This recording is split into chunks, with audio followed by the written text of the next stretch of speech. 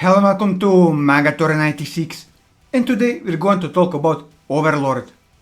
Today's topic will be the two twins that are polar opposites of each other, with the sister being a tomboy who specializes in taming monsters and quarreling with Shaltir. The brother on the other hand is shy and feminine with a keen interest in collecting plants. However, don't let that shy and meek demeanor fool you, as he can be cold-blooded as any other denizens of Nazarick. I'm of course talking about Aura and Mare. But before we start, here's the spoiler warning, as I'll be spoiling a lot of things in this video, so if you don't want to be spoiled, I would highly recommend that you go and read the light novel, as it is an enjoyable read. For everyone else, let's start with who Aura is. Aura, Bello, Fiora is a dark elf and one of the twin floor guardians of the 6th floor of the Great Tomb of Nazarick. She's the older twin sister of Mare, Bello, Fiore and was created by Buku Chagama. As a beast tamer and a ranger, she is capable of controlling magic beasts and is a master of guerrilla warfare. Unlike her brother Mare, Aura is a very cheerful, tomboyish girl who is often straightforward and blunt with her remarks. She dominates over her brother, often dragging him around and telling him what to do. At first glance, she does not appear to get along with Shaltir and will usually get into small quarrels with her, but in reality, the two of them are quite close, as if they are true sisters. She also inherited this from her creator. Aura also has a collective spirit when dealing with creatures. In the new world, she wishes to add any new unfamiliar creature she finds into her collection of beasts. However, Aura's behavior and actions when talking about Kyokuho's cockroaches and later when Ainz orders her to deliver Heikaren and Ima to Gashukochu shows that she has a fear of insects and other such creatures, which is unusual given her role as a beast tamer.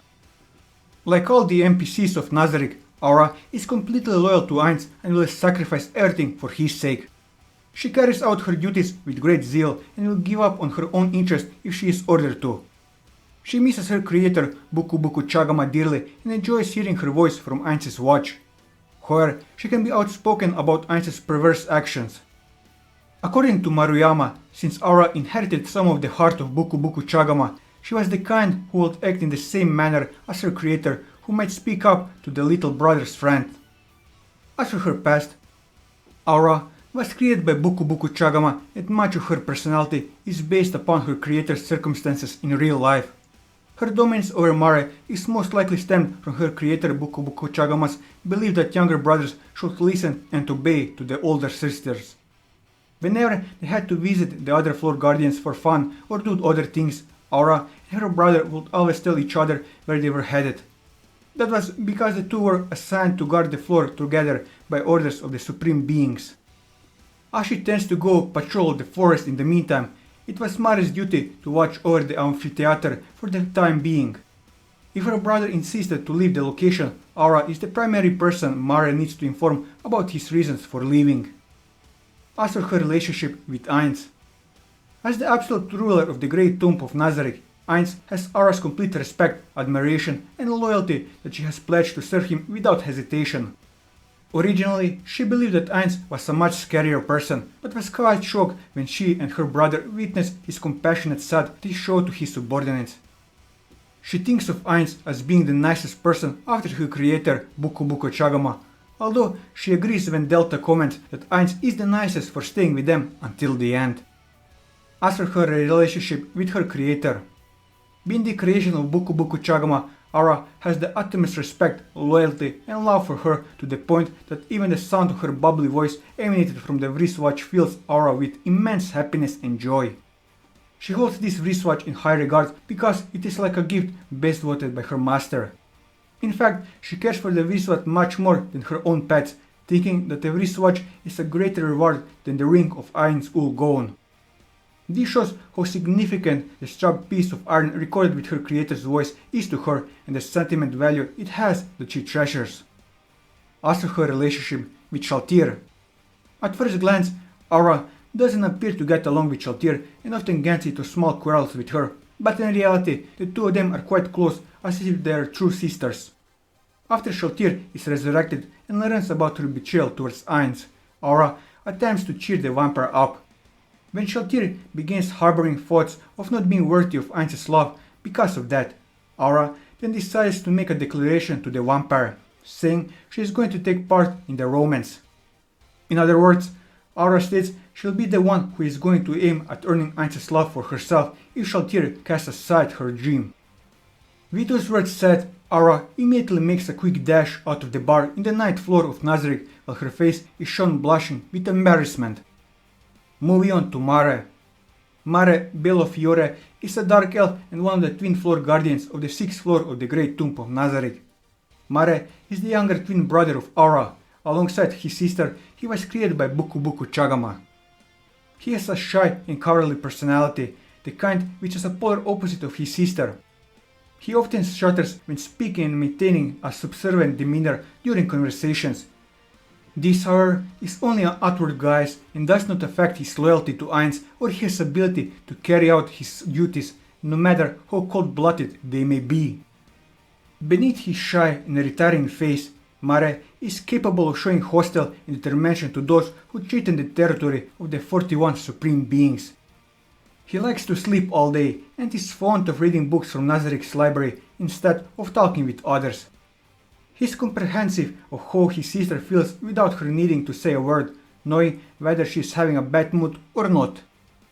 He is also appreciative of the time and effort put forth by Ainz's New World followers, showing those like the Lizardman compliments for showing their loyalty to his master with offerings. He also dislikes dragging out conversation with other Nazarick's denizens like Pulikanal for too long, seeing that everything the latter tells him is uninteresting. If an opportunity presents itself in the conversation, he will try his best to hurriedly change the topic of the discussion before it goes out of any longer than it already did. Unlike his sister, who has an interest in collecting beast species, Mare takes a keen interest in collecting plant species. He also observant of his master's movements to the point that he can't help but openly lavish praise for Ainz during the time spent together between them. When Ainz provided his reason for staying with the NPCs, he was shown to appear very emotional and tearful around his master. It was to the point he indirectly got servants of Nazarick's like one of the homunculus mates to speak on his behalf, while he is crying uncontrollably until Ainz calmed him down. This goes to show that Mare's feelings are relatable and understandable by servants who wish to convey them in his stead. He was recoulant about the idea of executing actions independently on his own without first seeking permission from Ainz ahead of time. He loathes the possibility of being scolded by Ainz by acting against his master's orders unless it is his creator making the decision for him. He was adamant and determined to not let anybody undermine the uniqueness his creator granted to him, going as far as to voice that vow loudly. On the other hand, he would kindly admonish his sister's words if it is out of line, especially towards Shaltir. When Mare becomes troubled of what to do on duty while alone, he can't help but express sorrow over it. Wherever there are NPCs like Aura around him, he would rather console them to help with complementing the task. If he failed to achieve good result from the orders Ainz issued him to do, he would easily get depressed to the point where he not his fellow NPCs could be able to cheer him up except for his master or creator. Bad results of fulfilling his master's order would make him question his own worth and existence as a servant to Ainz. He dislikes the mere thought of disappointing Ainz, who counted on him to do his job correctly without failure. Mare thought about it so much that he tearfully imagined that would happen to him if everything went wrong. Nevertheless, he was very much appreciative of Ainz's willingness to encouragingly guide him on his task every step of the way during their mission together. He felt extremely grateful for the positive words Ainz had given him as wisdom, spurring and inspiring him to work even harder than before with a newfound resolve and spirit. Simply hearing the gentle words come out of Ainz's mouth was enough to move Mare to tears, crying happily about it because his master did not give up on him. As for his past, Mare was created to be the brother of Aura by his creator Buku Buku Chagama.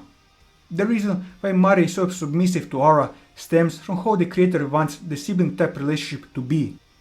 Since she apparently believed that the younger brother should obey the elder sister, it was Mare's duty to listen and heed the words of Aura, even they are partnered and paired together during missions assigned by Ainz. Whenever they had to visit the other floor guardians for fun or do other things, Mare and his sister would always inform one another when they were headed out. That was because the two are assigned to guard the floor together by orders of the supreme beings. As Mare tends to stay in the amphitheater for the time being, it was the duty of his sister to go patrol the forest in the meantime. If he intended to leave the location, it was Mare's job to report to Aura ahead of time before proceeding further. As for his relationship with Ainz, as the absolute ruler of Nazarick, Ainz has Mare's complete respect, admiration and loyalty, and he has pledged to serve him without hesitation.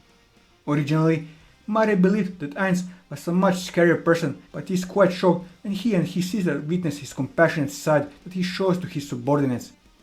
In the siege of the royal capital, Mare recollects on his master was teaching him how to destroy cities and leaving no survivors, which makes him appreciate his master's kindness in helping him improve.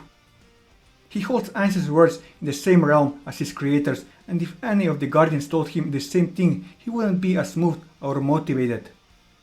As for his relationship with his creator, Buku Buku Chagama is Mare's creator. She programmed him to be a pushover who is constantly ordered around by Aura. This is because of her belief that a younger brother should listen to their older sister. She also judged him like a girl for some unknown reason. Later, during the Floor Guardians' debate on having the younger boys of the newly minted Sorcerer Kingdom wear girls' clothes due to the misconception of Buku Buku Chagama's taste with dressing Mare up as a girl, and Ainz's explanation on how she had specifically created this quirk for Mare alone and no one else, greatly bringing much joy to Mare's heart and causing him to then emotionally express his happiness for his creator making something only for him and audibly expressing that he would allow no one but his sister to share the uniqueness that Buku Buku Chagama gave him, showing that like his sister, Mare holds the highest respect, admiration and devotion towards his creator. With this, I covered everything that I wanted to cover on Aura and Mare. And that'll be all for this video. If you like this video, leave a like, leave your thoughts in the comments below, or subscribe to the channel for more manga reviews and One Piece content. And until next time, take care.